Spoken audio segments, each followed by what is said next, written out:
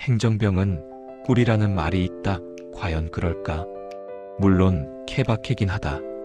군대든 회사든 각기 상황과 업무가 다 다르기 때문에 일괄적으로 말하기에 어려움이 있다.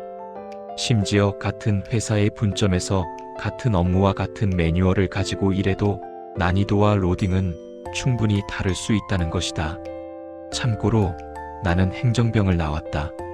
하지만 굉장한 스트레스를 많이 받았었다. 사무직이나 행정병은 정말 스트레스를 많이 받는다. 물론 행정병은 뭔가 성과를 내야 하는 게 아니기 때문에 이익을 창출해야 하는 사기업보다는 일정 일들을 기록하고 문서 처리로 남기고 관리하는 공무원에 가깝다. 당연히 이익을 창출해야 하고 프로젝트를 진행하고 매출이나 여러 가지 목표가 매달 주어지는 사기업은 스트레스가 훨씬 심할 것이다. 그럼에도 불구하고 사무직과 행정병 또한 계속해서 스트레스를 받게 된다. 예를 들면 퇴근하고도 계속해서 업무에 대한 고민이 있다. 잘 해결되지 않은 문제에 대해서 다음날 출근해서 또 그걸 어떻게든 해결해야 하는데 답이 잘 보이지 않는다. 그럼 퇴근해서도 어느 정도는 고민해야 한다. 누군가는 그냥 신경 끄라고 하겠지만 완전히 그러기는 쉽지 않다. 그래서 퇴근 후에도 온전히 쉬기가 힘들다. 심지어 다음날 출근해서 직장 상사 같은 사람이 그거에 대해서 아무런 대책도 안 세워왔냐고 당연하게 말을 한다. 군대는 퇴근이라는 게 없어서 일과가 끝나고도 언제든 부른다. 밤새워서 시킬 때도 있다. 행정병 같은 경우에는 휴가 갔다 오면 일이 밀려 있다. 인수인계를 해놓고 간다고 해도 일정 부분은 미리 해놓고 가거나 갔다 와서 해야 한다. 즉, 직전과 직후에 로딩이 늘어난다.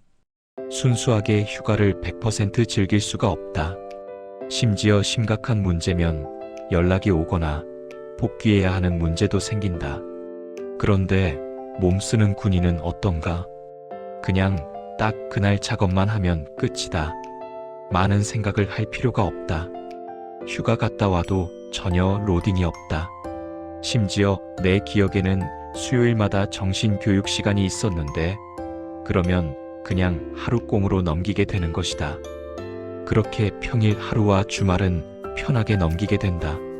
하지만 행정병은 일주일 동안 조금씩 계속 일을 해야 한다. 그리고 실사나 검열 같은 거 나오면 거의 한 달 동안 개빡세게 준비해야 한다.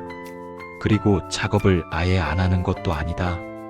그날 작업량이 너무 많다면 행정병도 열외 없이 작업을 해야 한다.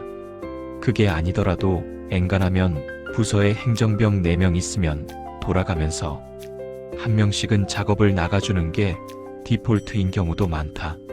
물론 가끔은 매우 덥거나 추운 날 혹은 개빡센 작업이나 훈련이 있는 경우도 있다. 그런 날에 운 좋게 빠지게 되면 그날만큼은 행정병이 좋구나 생각이 들 때도 있다.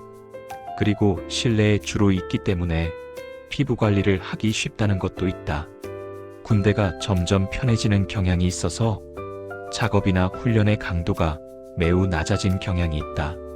하지만 행정병의 업무나 로딩량은 그렇게 많이 내려가지 않는다.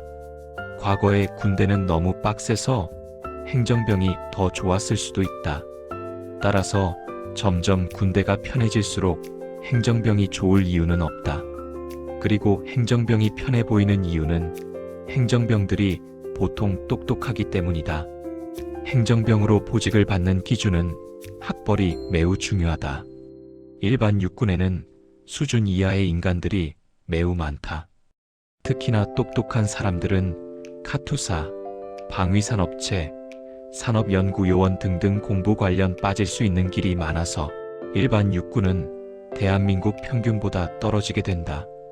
똑똑한 사람들은 작업을 해도 효율적인 방법으로 통과할 수 있는 수준의 일을 한다는 것이고 가끔 행정병 중에 멍청한 인간은 매일 혼나고 계속 일을 하고 있다는 것이다. 즉, 똑똑한 사람이 23시간 만에 할 일을 8시간 안에도 못해서 일과 시간 끝나고도 하고 있다. 결국 행정병의 일이 작아서가 아니라 그걸 빨리 끝낼 수 있을 만큼의 똑똑한 사람이 행정병을 하고 있을 가능성이 높다는 것이다.